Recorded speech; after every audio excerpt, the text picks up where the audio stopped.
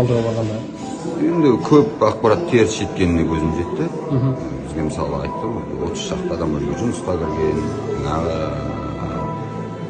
министр Шарлапаевтың азғантай ғана топ бүкіл ауылды қорқытып, сөйтіп отыр, бүйтіп отыр деген барлығы өтірік болып шықты.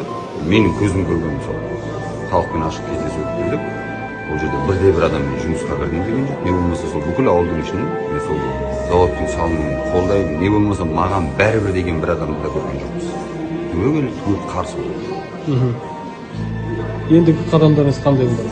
Біз қазір соның аясында үлкен тексеріс жіберу сұраймыз прокуратурадан, бас прокуратурадан. Өйткені су министрлігі мүлдем бармаған бұл жерге жауапты болса да, бізге бардық деген ақпарат беріп, ол өтірік болып шықты.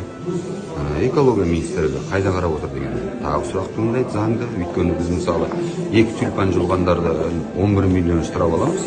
Ал ана жерде салып жатқан завод 7 түрлі қызыл кітапқа енген өте сирек гүлдердің үстін таптап, бұлақтардың бәрін асып отыр.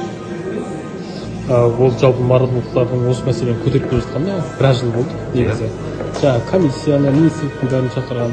Енді сіздер арқылы осыған қол жеткізуге отыр.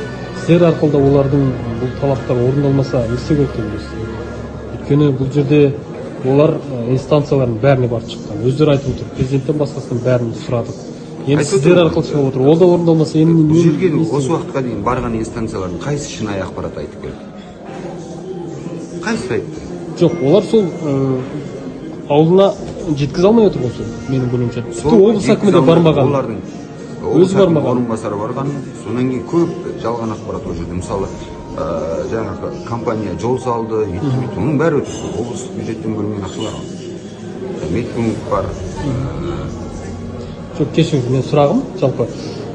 Сіздер де осылай талап еткенде, ол жерде бұрынғыдай халықтың наразылығы қалып, ештеңе өзгермесе не істеуге болады? Жоқ, ештеңе өзгермесе. Бұл жер анық-анығына жету керек. Ал кім өтірік айтып отыр, кім шын айтып отыр? Енді өтірік айтып отырса, қай тараптың өтірігі дәлелденсе, оныкі болып дегені болып кететін болса, онда абсурд қой бұл мемлекет үшін.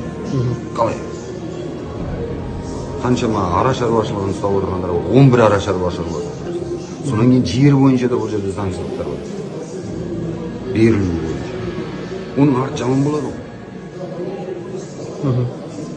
Ел бар, жұрт бар ғой.